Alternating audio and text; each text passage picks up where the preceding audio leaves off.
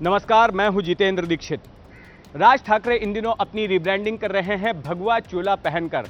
वे अपने आप को हिंदुत्व का नया पोस्टर बॉय बनाना चाहते हैं, लेकिन उनका अतीत उनका पीछा नहीं छोड़ रहा। वो अतीत जिसमें कि उन पर आरोप लगा कि उन्होंने उत्तर भारतीयों के खिलाफ नफरत फैलाने की कोशिश की, अपने कार्यकर्ताओं के जरिए यूपी बिहार के लोगों को पिटवाया और उन्हें महाराष्ट्र से बाहर करने की कोशिश की। राज ठाकरे ने लाउडस्पीकर का मुद्दा उठाकर एक तरह से खुद को हिंदुत्ववादी नेता साबित करने के लिए मुहिम छेड़ रखी है।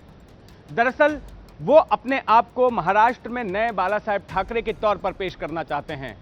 वही बाला साहेब ठाकरे जिनकी इमेज एक कट्टरवादी हिंदू नेता की थी। अपनी इसी मुहिम के तहत राज ठाकरे ने सबसे पहले जनवरी 2020 में अपनी पार्टी का झंडा बदल दिया। पहले उनकी पार्टी का झंडा चौरंगी होता था, उसके बाद उन्होंने भगवा झंडा अपना लिया और कहा कि हिंदुत्व तो उनके डीएनए में है। इसके बाद इसी साल अप्रैल में एक सभा के दौरान उन्होंने मस्जिदों पर लगाए जाने वाले लाउडस्पीकर का मुद्दा उठाया और कहा कि अगर मस्जिदों पर से लाउडस्पीकर नहीं हटाया जाता है तो फिर उनके कार्यकर्ता मस्जिदों के सामने लाउडस्पीकर पर हनुमान चालीसा बजाएंगे। अब अपनी इसी मुहिम के तहत राज ठाकरे जाने वाले हैं अयोध्या, जहां पर वो रामलला का दर्शन करेंगे। लेकिन उनके अयोध्या जाने की बात से बीजेपी के एक नेता भड़क गए हैं और उन्होंने राज ठाकरे को दे डाली है धमकी। बीजेपी के नेता हैं सांसद बृजभूषण शरण सिंह, जिनका कहना है कि अगर राज ठाकरे को अयोध्या में आना है तो पहले उन्हें उत्तर भारतीयों से माफ़ी मांगनी होगी। उनका कहना है कि वे भूले नहीं हैं कि किस तरह से राज ठाकरे के कार्यकर्ताओं ने मुंबई में उत्तर भारतीयों को टारगेट किया था। क्योंकि राम उत्तर भारतीय थे, राम भी उत्तर भारतीय थे और उन्हीं के वंशजों की इस व्यक्ति ने पिटाई की है। हम सब राम के वंशज हैं, ये मुस्लिम समाज भी राम के वंशज हैं। तो उत्तर राम के वंशजों को जिसने पीटा हो और अभी पीटना बंद न किया हो, वो अयोध्या कैसे आ सकता है। शिवसेना से बाहर निकलने के बाद राज ठाकरे ने साल 2006 में जब अपनी अलग पार्टी बनाई महाराष्ट्र नवनिर्माण सेना, तो सबसे पहले मुद्दा अपनाया गया मराठीवाद का, पर प्रांतीय विरोध का। राज ठाकरे की नज़र में पर प्रांतीय मतलब यूपी बिहार के लोग थे। उनका कहना था कि यूपी बिहार से आए हुए लोग महाराष्ट्र में अपराधों को अंजाम देते हैं और इसके अलावा महाराष्ट्र के लोगों का रोजगार छीनते हैं। राज ठाकरे के आक्रामक भाषणों के बाद जमीन पर उनके कार्यकर्ताओं ने यूपी बिहार के लोगों के खिलाफ एक आक्रामक मुहिम शुरू की। टैक्सी वालों के ऊपर, ऑटो वालों के ऊपर हमले किए गए। जो उत्तर भारत से आए छात्र थे, जो प्रतियोगी परीक्षाओं में अपीयर होने वाले थे, उनके ऊपर हमले किए गए। फैक्ट्रियों में काम करने वाले मजदूरों के ऊपर हमले किए गए।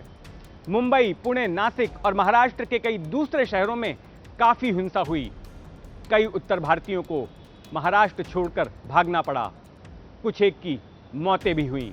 अपने इस उत्तर भारतीय विरोध के चलते राज ठाकरे को सियासी फायदा भी मिला और पहले ही चुनाव में साल 2009 में पहली बार विधानसभा का चुनाव लड़ा था राज ठाकरे की पार्टी ने, उसमें उन्हें 13 सीटें हासिल हुई। महाराष्ट्र की विधानसभा में कुल 288 सीटें हैं, जिनमें से कि 13 सीटें राज ठाकरे की पार्टी को मिली। और राज ठाकरे के आक्रामक तेवरों को ऐसा देखकर लग रहा था कि शिवसेना जो है उसका अस्तित्व खतरे में पड़ गया है, क्योंकि कई सीटों पर राज ठाकरे के उम्मीदवारों ने शिवसेना के उम्मीदवारों को हरा दिया था। ये ऐसी सीटें थीं जिन्हें कि शिवसेना का गढ़ माना जाता था। साल 2009 में तो राज ठाकरे के लिए मराठी का मुद्दा काम कर गया, लेकिन उसके बाद क्या हुआ? अगर साल 2014 और साल 2019 के विधानसभा चुनावों की बात करें तो राज ठाकरे की पार्टी को एक सीट से ज़्यादा नहीं मिल पाई। राज ठाकरे की पार्टी के सामने अस्तित्व का संकट खड़ा हो गया। मराठी का मुद्दा काम नहीं कर रहा था। ऐसे में राज ठाकरे को तलाश थी किसी दूसरे मुद्दे की जो कि उनकी पार्टी को जीवित रख सके। राज ठाकरे को एक मौका मिला साल 2019 में, जब बीजेपी और शिवसेना के बीच झगड़ा हो गया। शिवसेना ने बीजेपी से अलग होकर कांग्रेस और एनसीपी के साथ मिलकर सरकार बना ली। अब इसके बाद बीजेपी की ओर से ये कथानक गढ़े जाने लगा, ये नैरेटिव एक तरह से शुरू कर दिया गया कि शिवसेना अब कट्टर हिंदुत्ववादी पार्टी नहीं रह गई है, उसने सेकुलरवादियों के साथ हाथ मिला लिया है।